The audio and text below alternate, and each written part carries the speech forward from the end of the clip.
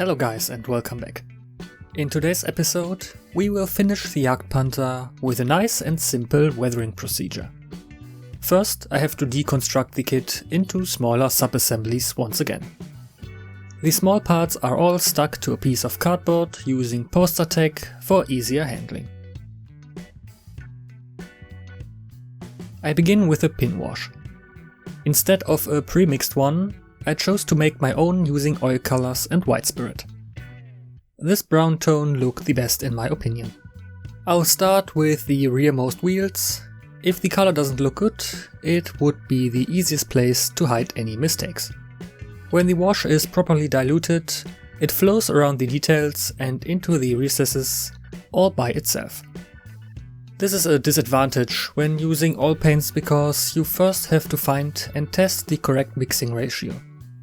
However, you have much more control over the effect compared to ready-made mixtures. In my opinion, a wash like this one is one of the most important weathering techniques. It not only emphasizes all the fine details, but also creates our first layer of dirt and grime.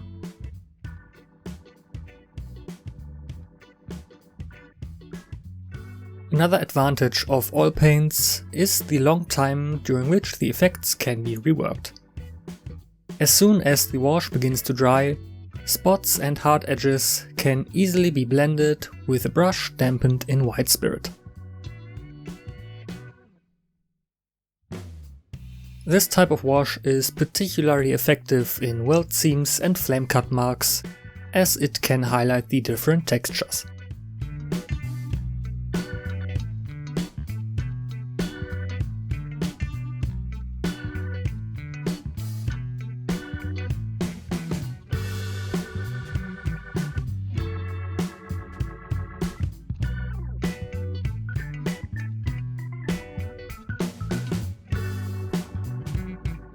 The dark brown wash looked very good on the dark yellow and the olive green, but I didn't think it looked as good on the red brown. Therefore, I will be using a darker, almost black wash for all the areas where the camouflage is red brown. That's one of the difficulties with a camouflage pattern made up of different colors. Not every wash will look good everywhere, and you have to experiment a bit to see which colors work well where.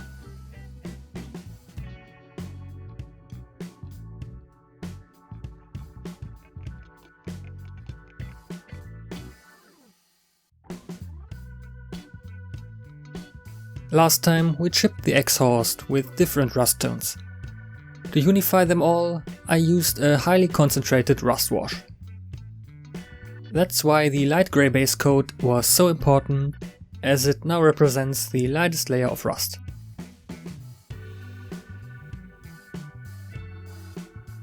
To better accentuate the fine cooling grills, I'm using a black pinwash here.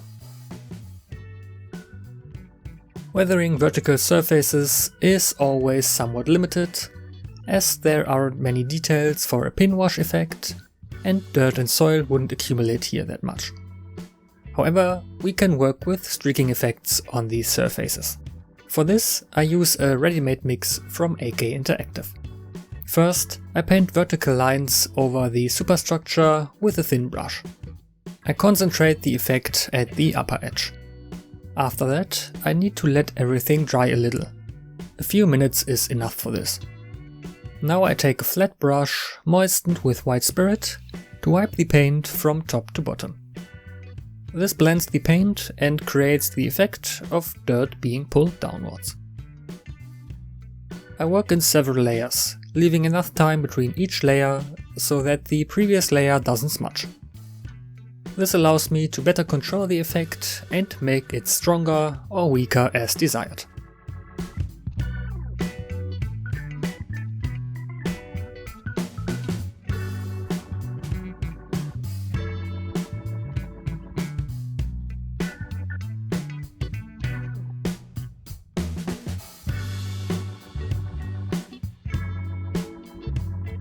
The spare tracks attached to the tank would rust more severely and quickly than the tracks in use.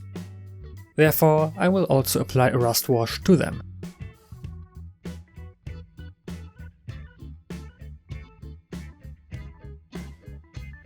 Next, we'll start with the matte effects.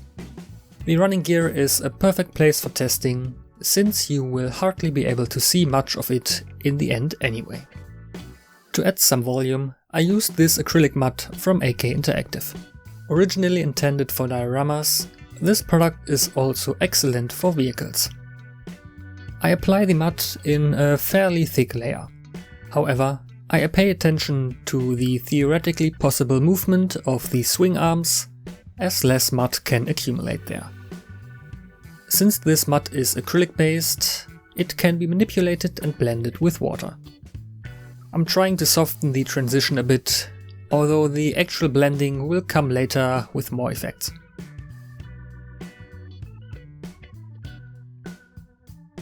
Using an acrylic-based matte as a base has several advantages. Firstly, these products are often cheaper in terms of quantity. Secondly, they dry significantly faster than, for example, enamel effects and become rock hard. Since we will be applying many other effects on top later, it is important that the base is stable and won't peel off. However, the relatively short processing time is both a blessing and a curse, as we can only work in short sections before the matte starts to dry.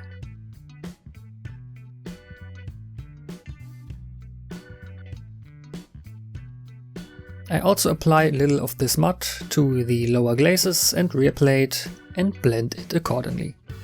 To achieve a uniform final result, it is important to use the same effects and colors throughout the vehicle.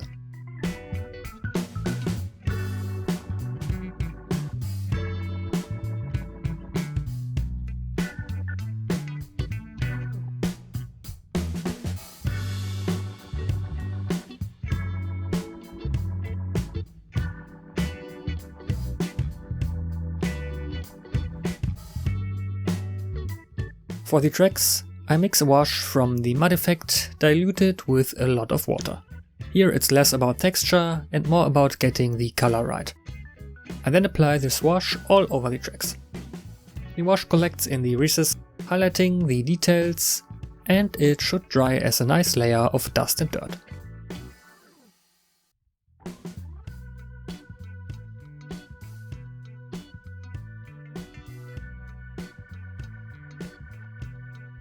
Of course, I better not forget the wheels.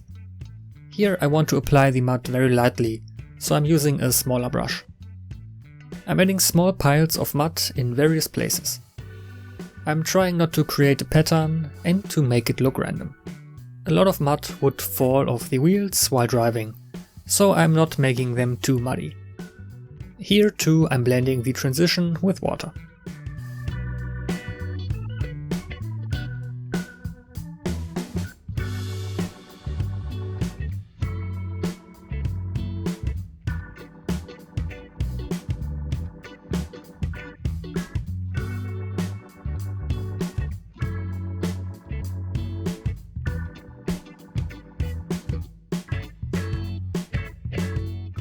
Once the mud on the lower hull has completely hardened, I want to add some grass for more varied texture.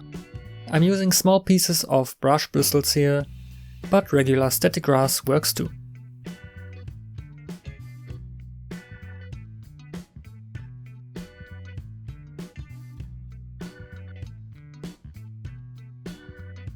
To fix these, I use sand and gravel fixer.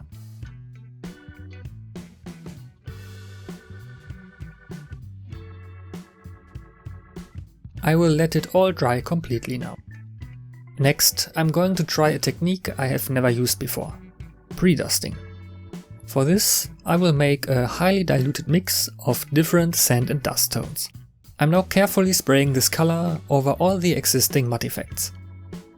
This tones down the yellow grass fibers, making them look more realistic.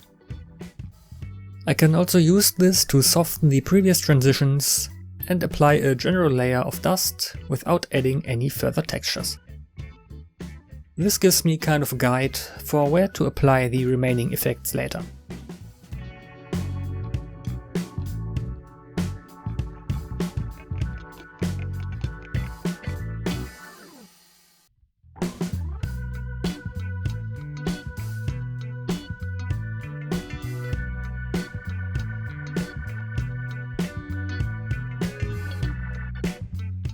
I especially like the dust effect on the spare tracks, as it integrates them nicely into the vehicle.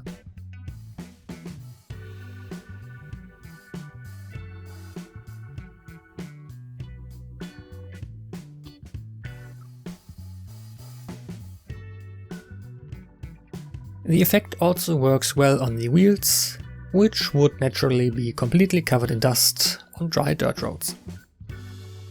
The paint is still thin enough, however, that it doesn't obscure the underlying camouflage, and the pinwash remains visible too.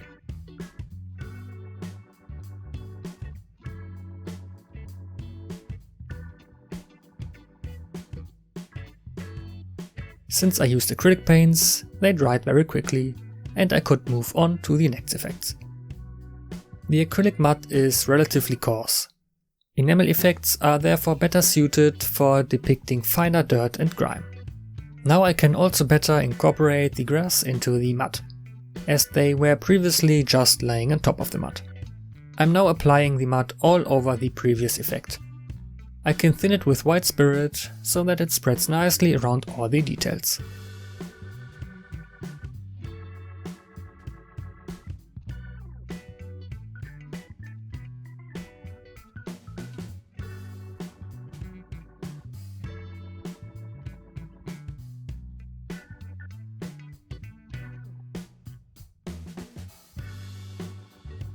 I'm also pulling streaks from the top edge downwards to show dirt that has run down.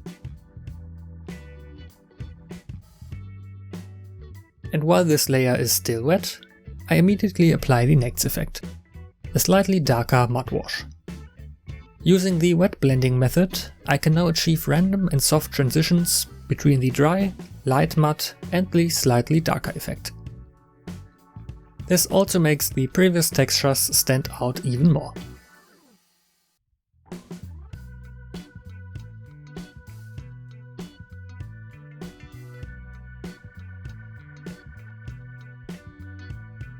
And this is what our effects look so far after drying. I especially like the matte finish these effects give. Now that I have a good sense of what the different effects look on the vehicle, I can take care of the areas that will actually remain visible later. I'm looking for places where soil and dirt would logically accumulate, mainly on the horizontal surfaces. Instead of acrylic mud, I'm using real soil as a base, which I've sifted beforehand.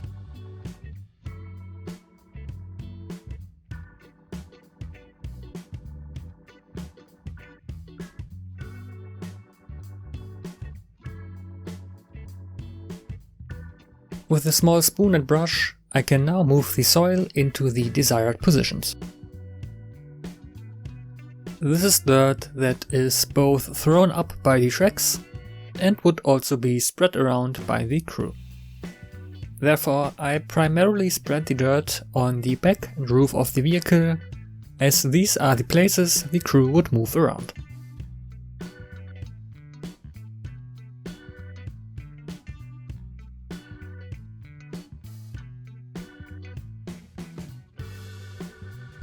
To fix it in place, I'm using sand and gravel fixer again. But this time I'm applying it much more precisely, as I want to avoid shiny adhesive residue. For this I'm using an old brush soaked in the adhesive. If I now hold it very carefully against the soil, it absorbs the glue without soaking the surrounding area.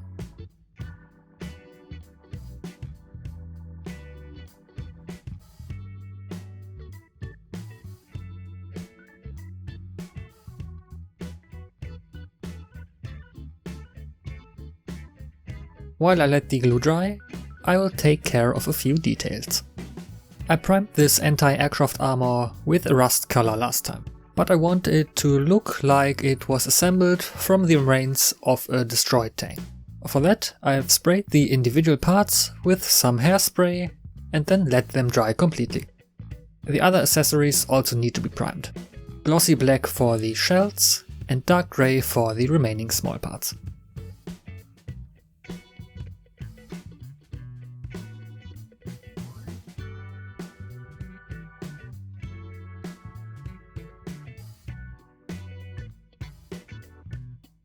That was enough time for the hairspray to dry.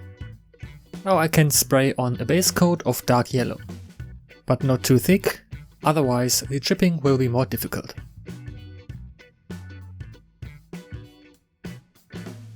I carefully masked off strips on the dark yellow with some masking tape. I now spray a thin layer of olive green over the rest. The tank from which this armor was salvaged maybe had a two-tone camouflage.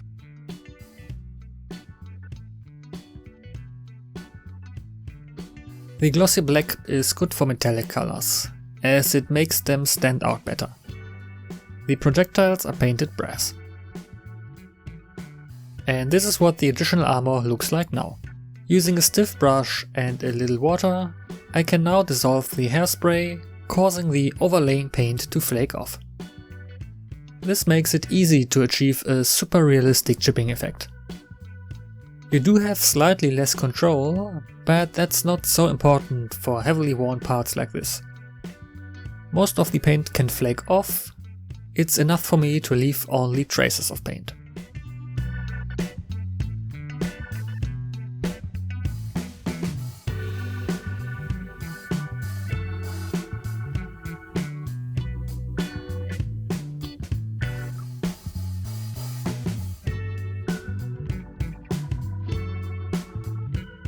For the jerrycans, I again use a piece of sponge for chipping. Dark grey works well here to show a few chips and make the jerrycans look more worn.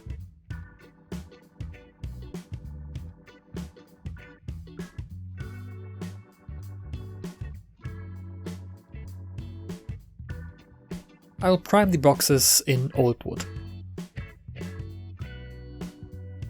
In the meantime, everything on the tank has dried. We can now proceed with the next steps. The piles of dirt will now be adjusted using the same enamel mud effects we used before. I can blend the edges softly to create a smooth transition through the dust layer. Then, as soon as the effects start to dry, I lightly stipple the surface with an old paintbrush. I make sure to spread the new mud so that the layer remains thin. This way the texture of the real earth underneath will reappear after it dries. Sometimes hard lines only become visible once the effect is dry. But with a little white spirit, everything can be reactivated and the necessary areas can be blended again.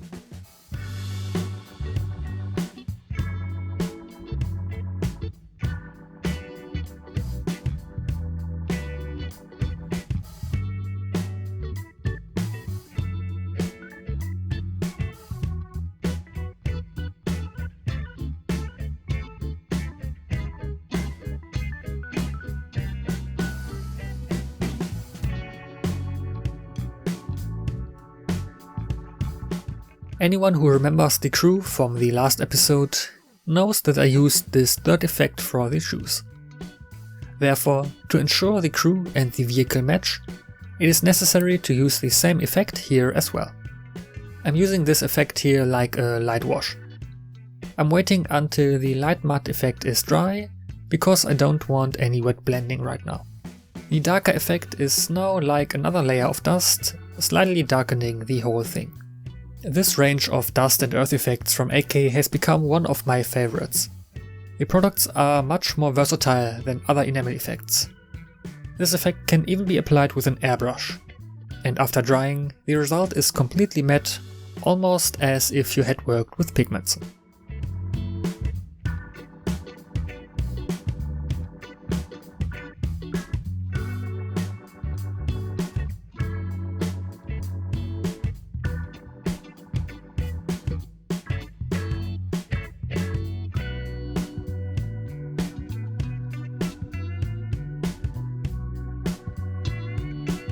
Even though we won't see any of it in the end, I also used this wash as a final layer on the running gear, simply to have the same color palette throughout the vehicle. Of course, don't forget the wheels. They've only received the base mud and pre-dusting so far. Here the effect mainly serves to highlight the texture and less to match the color.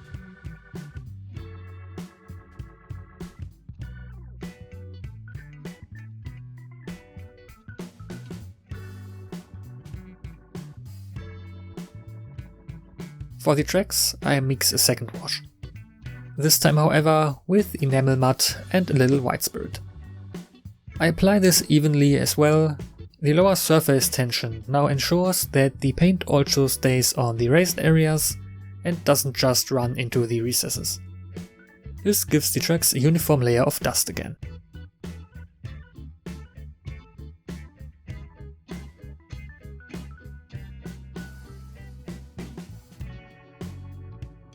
Tamiya's black pinwash can be used to further accentuate the details on the equipment. Excess wash can be wiped off with a piece of kitchen roll.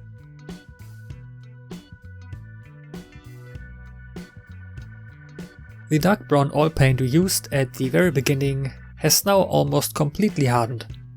This is actually quite helpful because I can now use an old bristle brush and the nearly dry paint to paint the fine wood grain onto my boxes. I simply pull the brush with a little oil paint in the direction of the wood grain and blend it lightly. I paint the tip of the unfired 88mm shell dark grey. The two blankets on which our figures will later sit look rather unrealistic in their single color. Therefore, I will take the previously used color and lighten it slightly.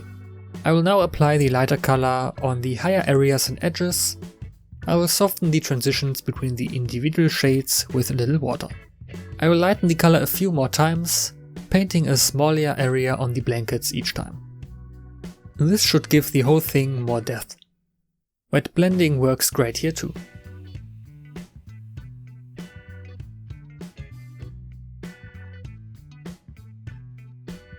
I have already attached the tracks and inner road wheels to the vehicle.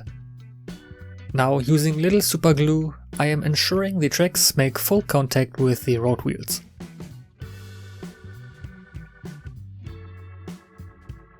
Then the outer road wheels can be glued on, also with super glue. Despite the layers of paint on the connection points, the fit is excellent, and the individual wheels practically click into place. And as you can see, all the work I put into the matte effects is virtually invisible.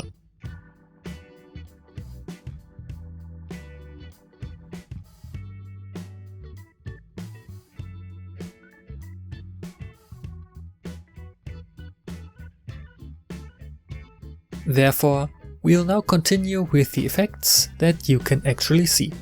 Splatter effects. Using my airbrush, I carefully blow air onto a brush with enamel mud.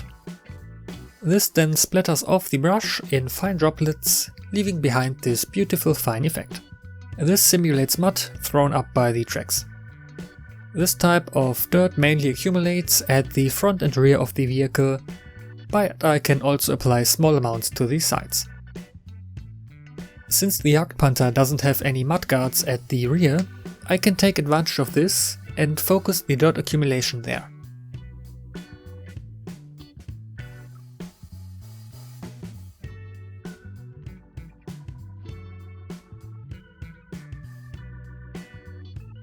Here's a nice comparison showing how much more detailed it looks after just the first layer of splatter effects. This technique requires some practice and experimentation. Depending on the consistency of the mud, how much is on the brush, the airbrush pressure, and how you hold the brush, the droplets will behave differently. Therefore, it's always best to start with areas where it's easier to fix. That's also one reason why I prefer enamel effects for this. If I happen to have any splashes that are too large or in the wrong place, I can carefully remove them with white spirit and blend them in.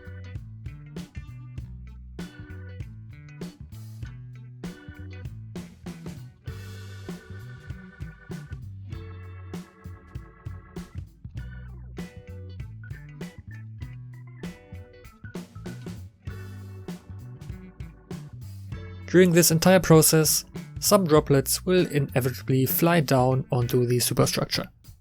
However, this is not a problem, as we will use these random spots directly to unify the upper and lower hull. Using a flat brush, I can wipe the droplets downwards. This creates the effect of dirt running down, for example, from previous rain. It's essentially a streaking effect like the one we created before, only with a bit more texture. We can use the same technique on the lower glazes. First, I spray on many small splatters and then blend them into vertical lines with a brush.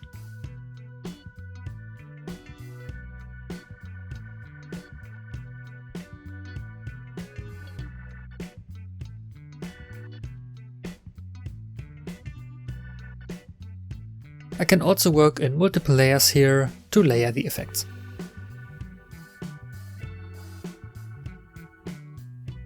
I will also add a few splashes to the front armor plate, just to have a uniform look again, as it would be unrealistic if that area remained completely clean.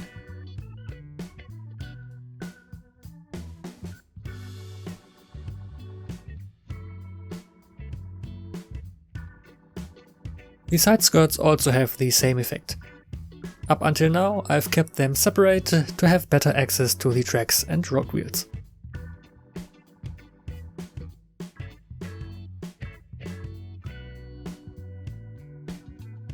Now I can also attach the additional armor to the tank with superglue.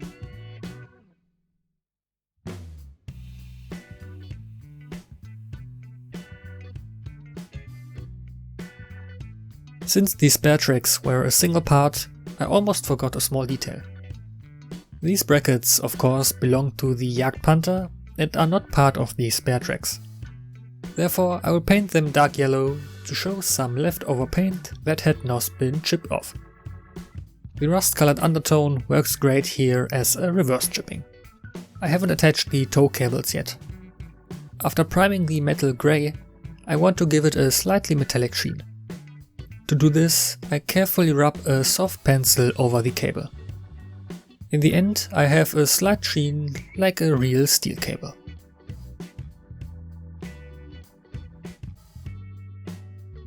Now I can attach them to the vehicle. The Jagdpanther has 3 of them. One small one is hidden under the add-on armor, and the 2 larger ones are on the right and left sides.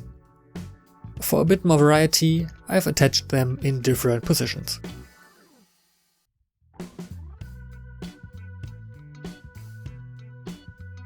Our light splatter effect is now dry. You could leave it like this, but I like to work with at least 2 colors for more contrast. Therefore I'm going to add some more splatters with a slightly darker shade. This is for example fresher dirt that is still slightly damp. And I'll apply this everywhere where I've also applied the lighter effect. I just make sure to apply the darker shade less thickly.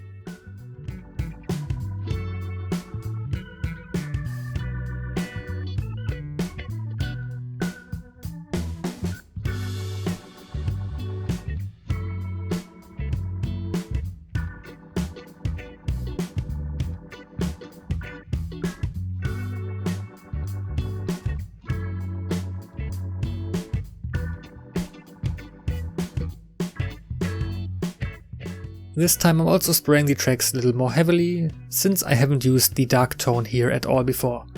It would be unrealistic if the color were missing on here completely.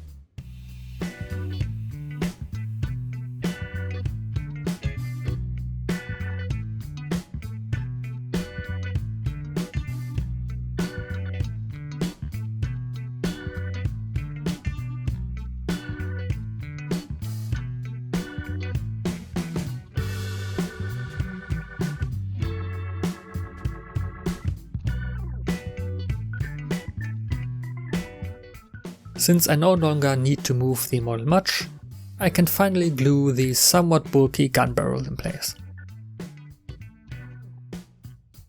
The additional armor plating still looked a bit too new to me, so to make it look properly weathered, I will apply another layer of rust wash. That should give enough contrast with the rest of the vehicle.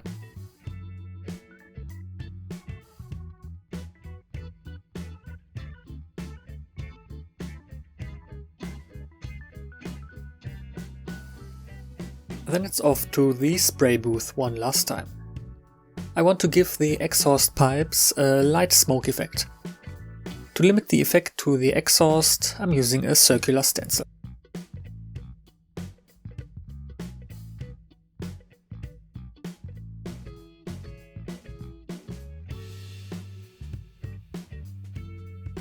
The muzzle brake also gets a slight soot effect from the airbrush. And then there's a final layer of clear varnish to give the tank a matte finish. Once the clear coat is dry, I can carefully rub a pencil over the edges. This gives them a metallic effect. This allows us to further emphasize the vehicle's weight and the thickness of the armor.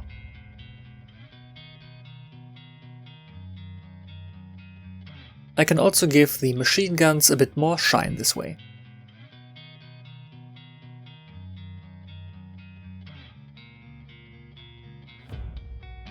Then I can load the Jagdpanther with all its equipment and accessories.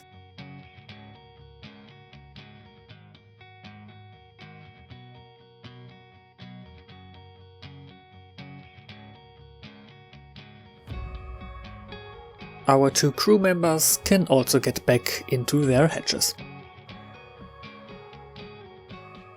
And with all of that, the Jagdpanther is finished. Let's take a look at the final result.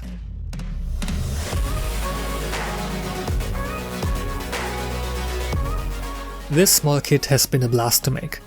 Looking at the result, it is hard to believe that this is a rather cheap €25 release and not one of the higher end kits. I'm very happy with the end result and hope you enjoyed it as well. Once again, I was able to try out a few new techniques and learned some things for any upcoming projects. And speaking about upcoming projects, I am already in the middle of the next one, so I hope you won't have to wait too long for that one. With 2025 being almost over, I can say this year has been great for the channel, and I want to thank you all for the nice comments and feedback you give me all the time. I hope 2026 will be just as good. If you enjoyed it, please leave a like and subscribe to never miss any future uploads. Any feedback or suggestions, let me know in the comments. Thank you all for watching, and see you next time.